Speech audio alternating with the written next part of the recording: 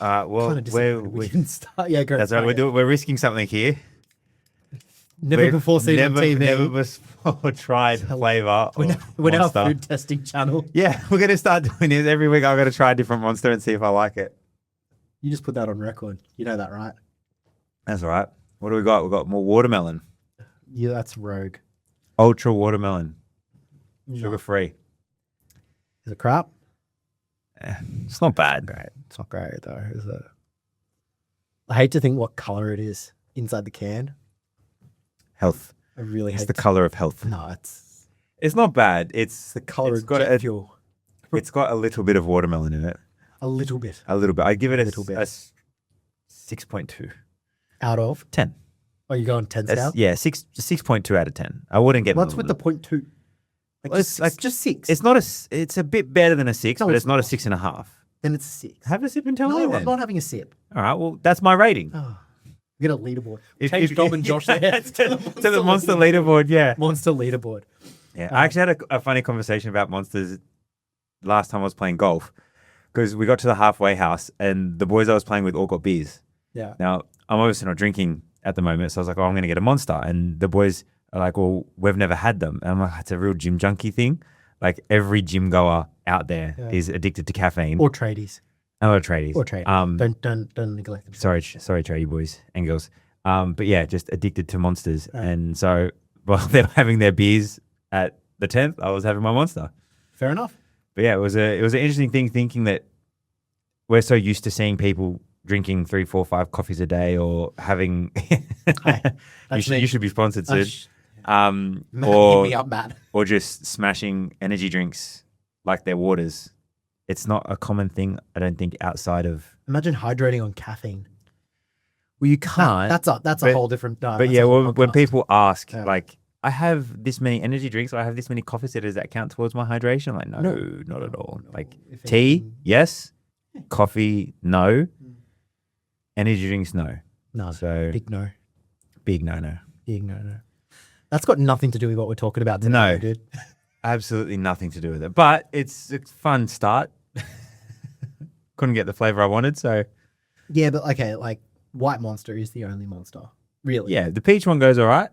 The original one, there was one that used to be around. I don't know if it's still around in Australia, but it basically tasted like Sunkist. Did you ever try that one? It was an orange can and it used to. I'm not a fan of orange flavored drinks like Fanta, no, Sunkist, no. I'm not a fan of lemonade. You're defective. Probably. Yeah. Well, for many other reasons, but yeah. Anyway, that's Yeah. All right. So what's your soft drink of choice then? Like colas. You're just a cola guy. So are you a Coke or a Pepsi guy? right now I'm Pepsi. Oy! Right now Pepsi Max. Pepsi Max. Pepsi Max. Are you dieting? I have. Or are you just watching your waistline? I've been watching my waistline for a while. Like I'm 14 kilos down. I know. I So know. In a while. It's taken. Been a while since September. Hmm. So it's been going good. Yeah, I've never seen you do so much cardio. Yeah, I know. It's been fun. No, it's not. It's not really. Oh, it is. It's a challenge for your brain though. Like it's a mindset thing for you. Right. You know what? I zone out when I do my cardio. Like I watch friggin' cartoon. I watch my anime. Yeah. You're Anime. Such a nerd. Anime. It's a cartoon. So you're gonna start a war, Josh. People are gonna fight you. People are gonna fight you about this. And I've had this conversation with many people in the gym. It's a cartoon. I said what I said. You said what you said. All right. Well, I'm gonna have to find a new gym. Yeah, maybe if people come for you. I don't know if you remember it. Now we're gonna have a bit of a chat about anime. This episode's gonna go for a while. I'm sorry, guys. Here we go.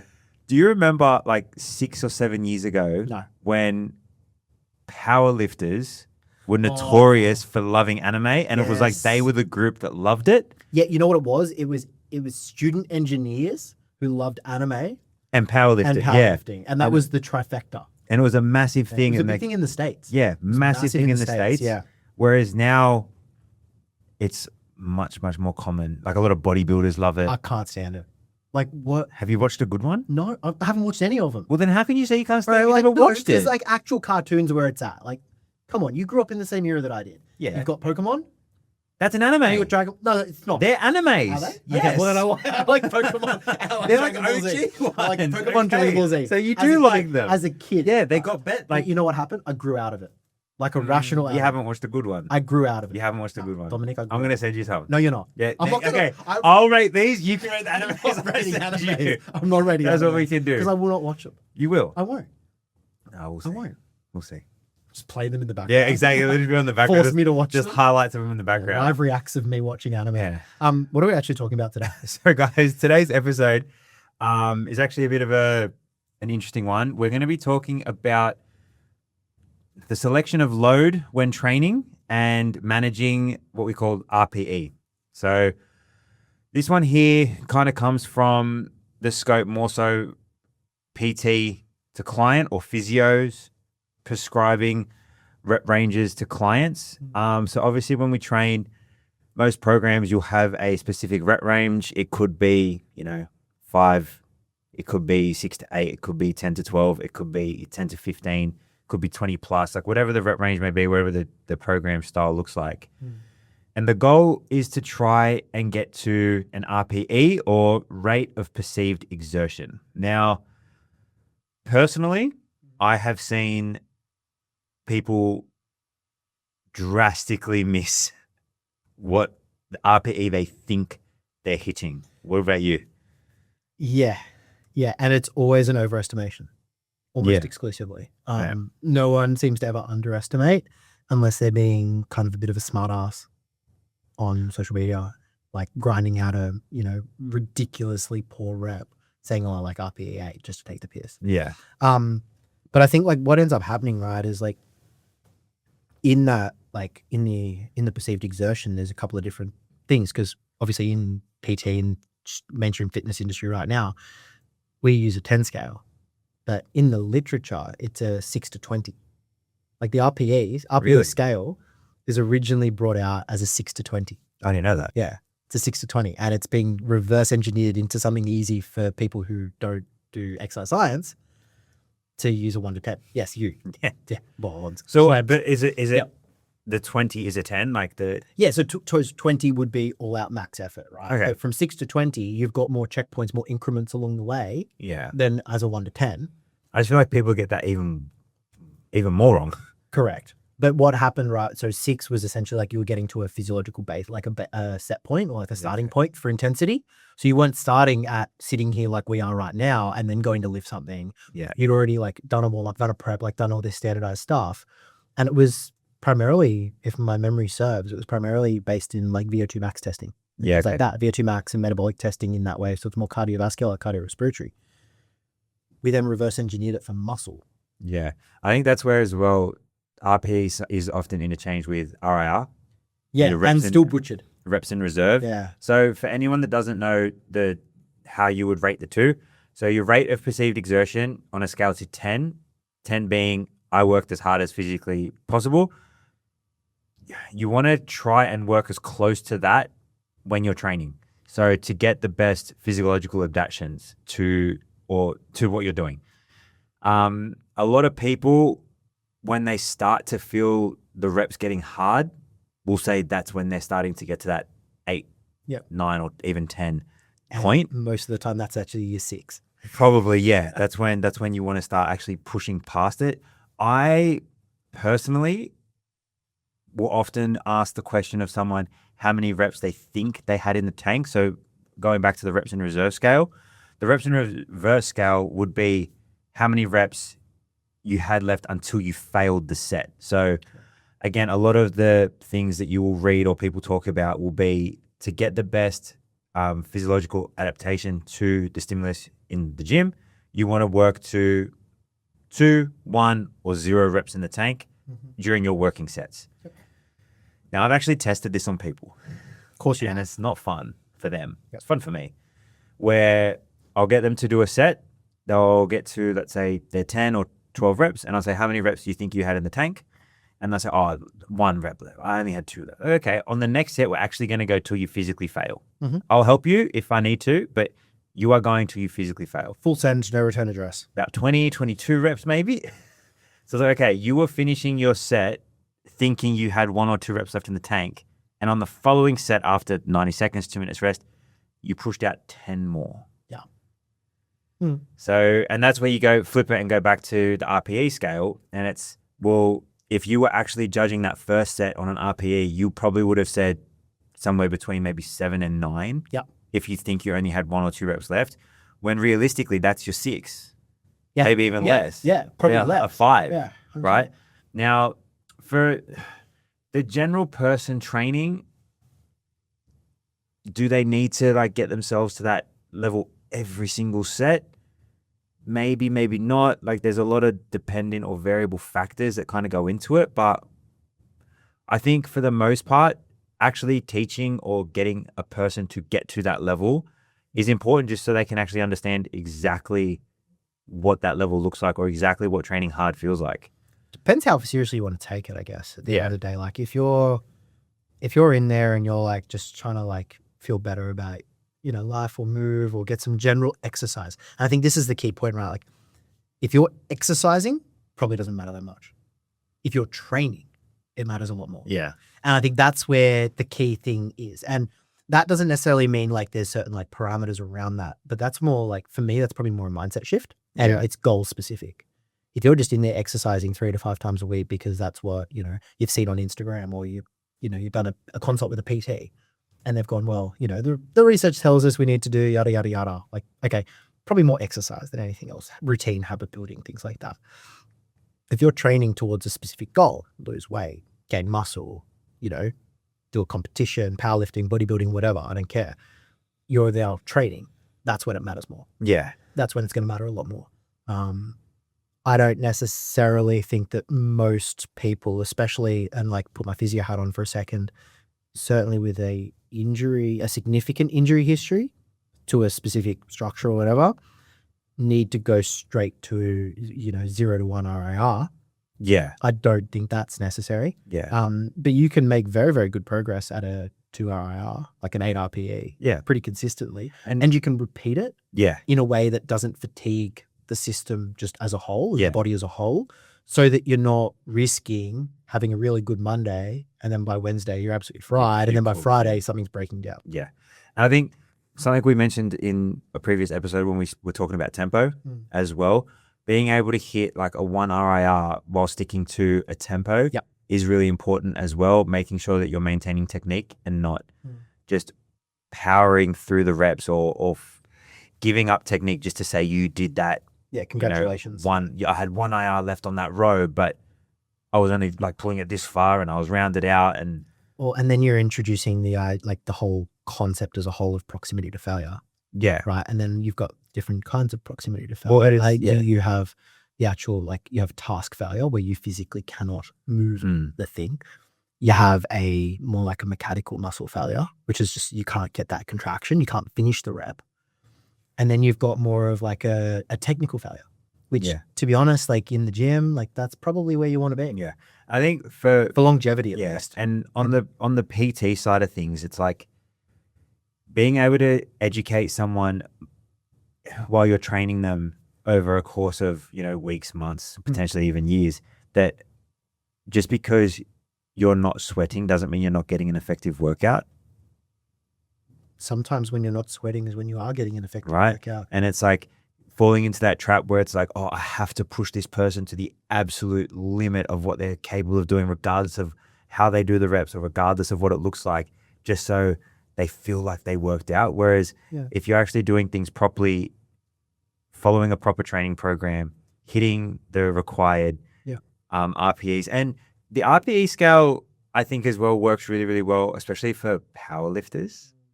When you don't want to get them to send it. And like we've both been in that boat where it's like you go into a session and you see on your program, it's like, okay, we're only working at a 7 today. It's like you're not maxing out. Like a 7 RPE is probably a 3 to 4 rep in reserve. Yeah. So it's like you're finishing the sets very submaximally. Very technically. The speed of the bar is moving the right way. Nothing is grinding. And like you're finishing the set and you're like, oh, I actually feel really good. And you do that enough times, the weight will still go up. And then all of a sudden, the load for your 7 changes. Yeah. But then then it's like, okay, now it's time to send.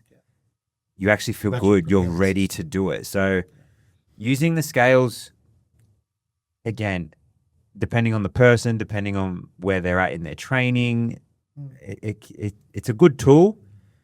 I think it can be very well like misused a lot. It's a good tool, but it's a better master. So like if you let it take over your training decisions, like whether you've got a PT and you're like kind of just, doing your own search around, or like your own coach and you're just doing your own searches, or if you're just, winging it, making it up as you go along, or you want to take control of your own stuff, or even if you're a PT, like be careful like what you give, because you might actually be pushing them too far. Yeah. On the other side, how many people come to you and like confuse like breathlessness and sweating with like, oh, this is the best workout of my life. Man, we live in Australia, we live in Sydney. Like if you got a 43-degree day outside, like you're gonna be sweating walking in. Have you had a good workout? No. Yeah. Like just sweaty. I mean, back to one of our earlier podcasts as well. Just take some together with you when that happens. Yeah, it's 43 degrees. Yeah, 43 degrees out. But like confusing the two, confusing sweating and breathlessness with actual like intensity that's training the muscle and inducing some mechanical tension to improve either hypertrophy or strength is one of the biggest issues. And PTs, coaches, I hate to knock on actual like versions of training, styles of training, but CrossFit's known to this. What? Flogging the living daylights out of people, and people chasing being dead, glorifying the vomiting at the end of sessions. I think like I do feel bad for CrossFit because they did it to themselves, but no, but like CrossFit cops a really bad name because everybody aspires to be like the pros. And the problems with that is if you actually watch what a day in the life of a pro looks like, they don't do WODs. They're training 6 times a day. Yeah, and they don't do what I mean? They don't do CrossFit classes. You know what I mean? Like so it's like you're trying to jam 6 sessions that the pros are doing to be able to do what they do at the CrossFit Games or at the Opens and whatnot. What they're doing in a day into a class, and it's like it doesn't work. Like you watch, what's her name? Tia Toomey, right? Ricky Garrard. You watch those guys when they're training. It's like, okay, they wake up first thing in the morning, they have a meal, then they go and do like their bike erg session where they're like they're going hard, but that's the workout. And then they stop, they go do a bit of recovery work. Then it's like, oh, now I've got my weightlifting session, and they're going in and they're doing their strength work. Then it's like they stop, they go and have another meal, they have a nap, then they come back, and it's like, now I'm doing gymnastics, right? But then a CrossFit class is like, well, all of that in one. And it's like, hour. Okay, you have to do this crazy sprint session on a bike, absolutely fatigue yourself. And now we're going into something super technical, being weightlifting, or we're doing like hang snatches. And then, and now we're going to do handstands and muscle ups. Yeah. Right? I'm and up there, I'm with you. And yeah, so that's what, I mean, F45 used to cop the same thing, right? Like I remember when, Jules used to do F45 and I used to go to some of her classes, right? And it's like one of those. I'd go in and I'd be doing a class, and it's like I'm getting given an exercise, and the person next to me, who is their first time in the class, is getting the exact same exercise. It's like, oh, just grab a lighter kettlebells. It's like, I've been training a really long time. Like I'm a PT, I know what I'm doing. This person has no idea, and there's one instructor for 30 people. How are they going to watch them to make sure they're doing it right? And then my PT kind of takes over, and it's like, oh, like if you need a hand, like we're in a group together, like I'm a PT, just ask, and I'll be able to help you out. But then the instructor sees me, and he's like, you're a PT, I'm going to like flog the living crap out of you. And it's like, well, I'm not here for that. Like I'm here to support my missus. Like, I'm here because my wife's here. Like she wanted to do a class, I was like, I'll come and join you, but like that's not what I'm here for either. Yeah. But so yeah, that's the that's what I mean, right? Like if you're exercising, if you're just exercising, then sometimes that kind of like the sweating, the breathlessness, those kinds of things, they're actually not the worst thing in the world. Yeah. Because if you're just generally exercising, like, your 140 minutes or something a week, 150 minutes a week of exercise, sure, go work hard. Yeah. If you're looking at, genuine strength, hypertrophy, technique improvements, or pain management improvements. Yeah. You need to be looking at these intensity markers. Yeah, much better. Much better. Like, and understanding where they become important and when to actually go, okay, now this is the level I need to be at. Yeah. And, ego takes over, and it's like you're coming back after, like I'm probably going to be facing this over the next couple of weeks. I'm reintroducing barbell squats.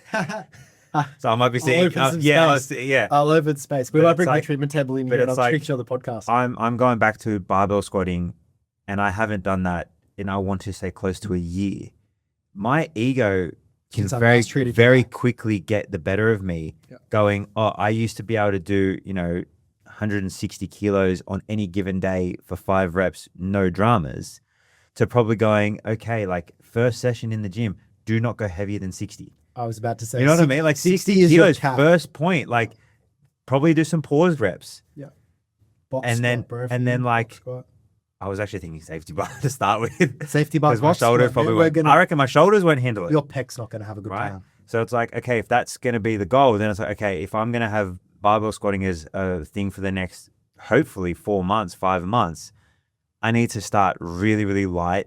My RPE is going to be 5, 6. Piss all of anything. Yeah. And then, okay, then maybe after I squat, I go jump on the hack squat or the pendulum squat or the leg press. And then I can send it. Yeah. But it's like when the bar's on my back, no.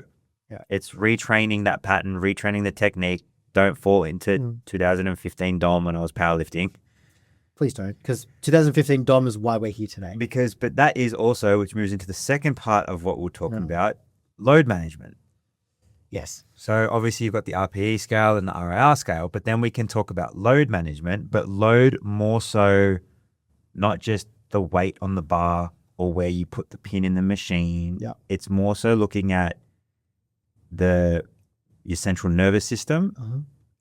So your internal load and the external load with what you're actually doing in the gym. What about it? How to manage it. Recovery, first and foremost. Well, recovery, yes. And recovery is the most important one. But my favorite analogy is the bucket analogy, Yeah. right? So you've got one bucket, you've got one nervous system, and that bucket can only see stress as stress. It doesn't go, oh, this is stress from work. This is stress from the gym. This stress is more important. So we'll fill the bucket up more with that one. It's like, no. It's just they're all taps turning on at the same time at different times and they fill that bucket up. And I had a conversation with someone in the gym the other day about this. They're in prep. They're a single mum. They don't have any help because of like family situation. They're trying to work. They're in a heavy deficit and they're doing an hour of cardio a day. And would you believe that they're not losing weight? Yes. Right? Yes. And it sucks because they're trying to accomplish this goal and they're putting so much pressure on their body to lean up, to perform for show day, but they've got so many external things that are causing them more stress. The recovery is just not going to be there. And they're not going to be able to actually get the adaptations that they want. And it's looking at that from the perspective as well, being a coach. The person coming in, are they a 22-year-old still living at home that does uni twice a week? Or are they a CEO of a company that gets 3 hours of sleep a night, has 2 kids, and has 50 people reporting to them? Like those 2 people need very different training plans. They need different load management in the gym. They need different recovery strategies. That's like one of the best tools for load management is setting up your lifestyle for that though. Yeah. You know what I mean? Like you mentioned that person in the gym, right? Like maybe right now is not the best time to be like putting your body through that kind of physiological stress. Yeah. Because your body doesn't understand. Like you made a good point. Like your body doesn't understand stress. It doesn't understand the difference. It doesn't understand. It knows what stress is. But it will see everything. Yeah. Something that's a stress. Yeah. Everything you do to challenge the system to adapt in any way, shape, or form, whether it's deliberate or not, is stress. And will spike cortisol. And that will impact so many other hormonal and chemical pathways. No wonder. If we're looking at it from load management as training, RPE, RIR is a great way to manage load. Say if you're coming back from injury, for instance, or on the other side, you can manage load. You hear load management and it's like, all right, like we're decreasing load or we're like we're bringing things back under control. Sometimes you got to load things more. Yeah. Like there are some people who are so chronically underloaded. The number of times people come into my clinic and I'm like, your clinical diagnosis is your weakest piece. Yeah. You can put down the pink dumbbells. Put down the pink dumbbells, put down the red TheraBand and just freaking load something. Lift something. Just lift something hard, lift something heavy and lift something heavy for a long period of time and watch things change. Yeah. And then all of a sudden they're like, oh yeah, like things get better. Don't get me wrong. There's a time and a place for all the basic pink stuff. dumbbells and the red therapy Yeah, bands. pink dumbbells, red therabands, and all the body weight, like all that, this, that, and the other. But like, we know that if the research on mechanical tension is so great for progression in the gym or progression with hypertrophy stimulus, strength stimulus, why do a lot of physios still ignore that research when it comes to loading for rehab? Exactly. Like, what makes Because sense? it's easy, you tell me. I don't know, because it doesn't make sense to me. Because like, if you've got such a big gap between what you're doing in the rehab room and then the task that they need to do, or there's something, the lifestyle thing they want to get back to, you haven't actually got them any better. You've maybe returned them to their baseline, but their baseline is what got them hurt. Because there's a gap between where they are and where they need to be for whatever they're doing. Load management isn't always bringing down it; it's sometimes bringing it back up too. Yeah. And do you feel like that can be a fear thing as well, though? Like, especially coming back from injury? From the client or from the physio? From the client.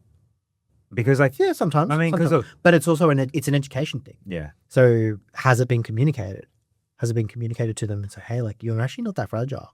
Because like, okay, like I've had back injuries coming out my eyeballs. So have you. It is nerve wracking that first few times back under a bar. Like, you're going to be nervous. Yeah, probably. When does this start? I want to be there to view this.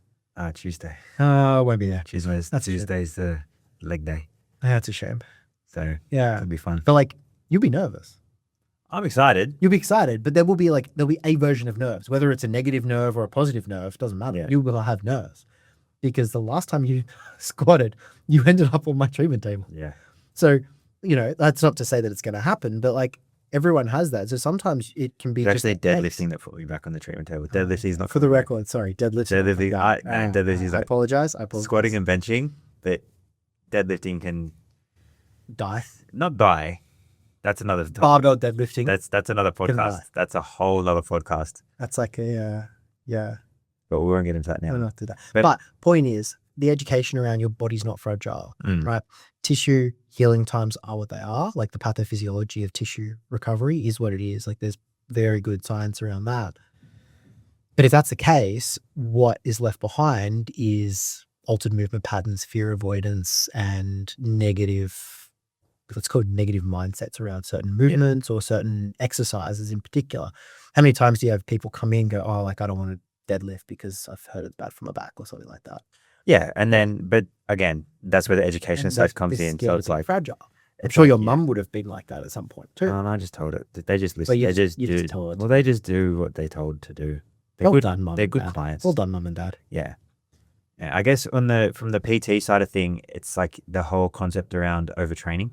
It's like, oh, I'm not getting where I need to be because I'm overtraining. It's like, it's probably not you're overtraining. It's you're probably under recovering it, and that's the biggest thing. And it's the whole, we spoke about it, I think, in the first episode or second episode with your training, where it's like you went from 4 days to 3 days and still getting the gains, right? Yeah. Because for where your life was at the time, you couldn't recover from 4 days. So it was like, okay, if I just do 3 days, I can get enough recovery in. I can still push myself as hard as I need to push in my sessions, and I'm actually getting better results. And that's even something that I've seen is people coming into the gym and they're not doing crazy workouts, but then you hear about what their sleeping habits are like, what their nutrition's like, especially when you're in a cut or in a deficit. Your ability to recover is that little bit lower because you're not getting the food in. Yeah. And then if you're stressing and then you're not sleeping, and all the magic happens when you sleep. Sleep, nutrition, hydration. Right? If you're not getting those things right, then it doesn't matter if your session has 50 sets or if your session has 10 sets, you're not going to recover properly from them. And so the whole overtraining thing, probably look at it more so from a lifestyle point, not what you do in the gym. Yep. Yeah. If you're thinking you're overtraining, you're more than likely under recovering. Yeah. If you have a client and you know that they're just weak, then they're just under training. Yeah. And to that point, like, do you ever have clients where you're like, obviously, like, not always are you going to PT someone for every single session they do in a week, right? Like, not always. You're going to have you're going to have a few clients that you're going to maybe do one session a week with them, and they're going to go do 3 or 4, or maybe even 5 on their own. A lot of your clients still train at the gym that you PT at. Do you ever like look around sometimes or catch yourself looking around, or like when you're doing cardio upstairs and looking and going, you're not training hard enough? Oh, if I see them and they're near me, I go put more weight on for them. Yeah. Like I'll go, like especially if it's a pin loaded machine, I'll just come past and put the weight up, or I'll tell them like put more on. Yeah. Because I'll see them finish a set. Yeah. And going back to like the whole reps in reserve and that, like you see them finish and it's like that didn't look challenging. Yeah, and you look at it like, is that all? And I know that like it doesn't always, like you can, if you can train well, you can make a really hard set look really good. But it's like, I also know you. And it should also slow down a little bit. It's like, I also know you. Like if you get through the set really comfortably and there isn't an ounce of grimace on your face and there isn't a slight elevation in your breath. Yeah. It's like, I know that set probably wasn't quite hard enough. Yeah. And then it's also like, okay, well, you did that last time. Yeah. Do you ever prescribe an RPE6 or anything along those lines? What do you do with your training, with your coaching? Because like, do you do a lot of RPE? It's partly dependent on the individual. Mm-hmm. So obviously the person that I'm training, where they are at as well in their mindset around training as well. Like I have a couple of people that when they train, like I know they can push harder. And I think deep down they know they can push harder, but sometimes like, no, like that's good for today. Yeah, right. Because I always ask, like, how did that set feel? Yep. The whole shebang. Like, did that feel like a challenge to you? Yeah. And sometimes like I was a little bit of a challenge without asking another question, more weight's going on the bar. More weights, yeah. Like, it's going up. But sometimes I say, was that challenging? How challenging was that set for you? And they go, no, that was challenging. It's like, okay, maybe for today, we're going to hold that's where it needs to stay. Because again, jumping back off this is where the load and then understanding how the RPE scale works. Rate of perceived exertion can be different based on how you feel coming into the session. Yeah. Like, oh, okay. Like if I have, let's say, a night where the kids wake up during the night, I struggle to fall asleep, the kids wake up, I have a broken 5 hours, right? Then throughout my day, I've got 8 clients before I train. When I come into that session, I'm cooked. All right. So here's a question. You had one of these nights like a week ago. It was this week. Wasn't it? No, wasn't there one last week too? Or was it Monday? It was Monday. It was Monday, right? It was Monday. Because I remember this happening really, really recently. Yeah. Did you train on Monday? Yeah, I did. How did it feel? It was yeah, just say it. It was a shit session in comparison to what that Monday session has been like. Because not every week are the kids sleeping like crap. It was hard. Yep. I didn't get anywhere near the weights that I did the week before. Mm-hmm. And about 40 minutes into the session, I was completely gassed, right? But I was like, okay, I got the session done. I do feel like I worked at about an 8 out of 10, 9 out of 10 on some of the exercises. Even if the load was like 30% but the load less. was so much less, right? But then Tuesday's session was great. I had a great sleep Monday night, right? Did you need Finnegan the kids or something? No, the kids just slept really, really well. Like Jacob didn't wake up. No one was crawling in the toilets. No, everyone was like, it was just a good night. So I went to bed earlier than normal. Jules watched maths. I went to bed. And then, like I had a really good sleep that night. I started late, so I didn't have my 5 a.m. client. So I started a bit later. And I actually had a really good session. I felt great. And I actually pushed weights heavier than the week before. So that's one night of different sleep, right? And then still getting my meals in, getting plenty of water. I take the Dr. Hydrate supplement, drinking that throughout the day, probably a bit of extra caffeine. Yeah.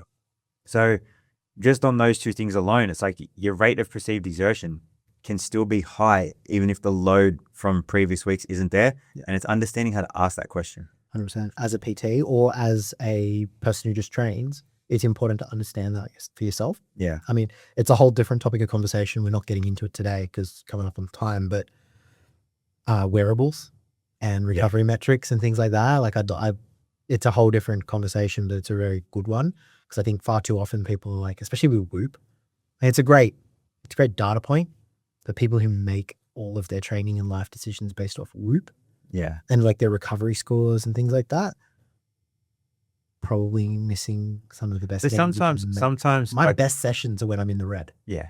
But I've seen as well, people that have the whip or the hume band and stuff, where their recovery and stuff hasn't been great. They come in and it's like, how are you feeling? Like, let's look at the data. All right, let's see how we go. And you get started. And then it's like, you ask those questions, like, how challenging did that set feel? Like, that was the same weight you did last week. How did it feel? Oh, it actually felt easy. Like, okay, well, let's crank it, right?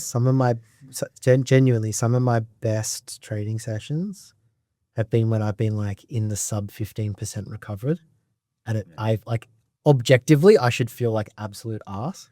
Yeah, and it's, you know what, I feel great. Like I take ages to warm up. I take ages to feel good, but you get it done. But I get it done, and it's one of the better sessions of the week. I think that also comes down to, because you looked at the data, and this could be like almost borderlining on like placebo effects and things like that, which again, it's something I want to talk about more later. But it's like you coming into that session and you go, you know what, I'm not feeling great. I didn't sleep well, whatever. Like, I'm just going to train. And then before you know it, you have no expectations on what should happen. You don't have an objective in mind where it's like, oh, on my incline bench, I have to go up to this weight because I did this last week. You don't have any of that. So you just start training. And before you know it, you're like, oh, that actually felt really good. Like I pair that to the best round of golf that I've ever had in my life was on a rainy day. Yeah. Like it was, that makes no sense. It had rained like the whole week. The ground was like quite soft and a bit muddy, and it was like sprinkling on the day. So I rocked up to the golf course with zero expectations. Yeah. It was the first time I ever shot under 100. I shot a 92. I've never shot a 92. And on the best, perfect weather, no rain, like everything, like fresh fairways, green, everything's perfect. 110. Yeah. I was gonna say, you haven't got to 92 right? since. And it's like, I've never hit 92 since. And it was a day that I went in with zero expectations on how I was going to play, and I just relaxed, and I hit the ball better than I've ever hit it in my life, and I scored the best score in my life. It's like, I think a lot of the times that can happen in training too, where you kind of go in with zero expectations and you just start training and you go, oh, I actually feel pretty good. Don't get so emotionally attached to the outcome of one session and look at it as the bigger picture. Yeah. Man, I think that wraps up RPE and recovery. I think so. And training intensity. I think so. There's probably more questions than answers in that, but I think like I think the key thing there for most people is you're probably not training as hard as you think you are. Yeah, maybe. You could probably go harder.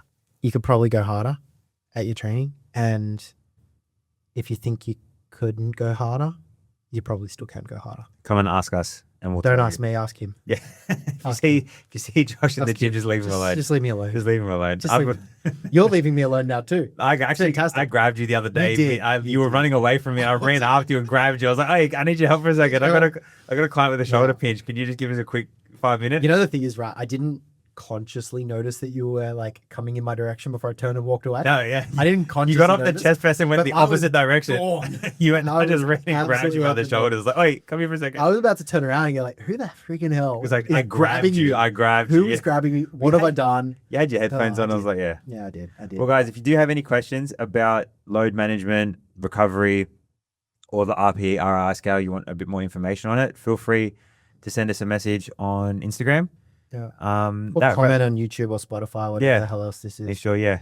Like and subscribe for the algorithm. Yeah, please. Please. I didn't think I'd ever be saying that. I never thought I'd say that. Yeah, I think we need to start plugging that. Should get a little graphic that goes up with the click, like and subscribe, so we don't have to say it. In the corner. Yeah. Again, thanks to our sponsors. We've got Catalyst Brew Coffee and Precision Plumbing and Maintenance. Glad you remember that we have. That's right. I do the rough files. That's fine. You don't have to worry about that. I'm out. But again, thanks for listening in, guys, and we'll see you next time. Cheers.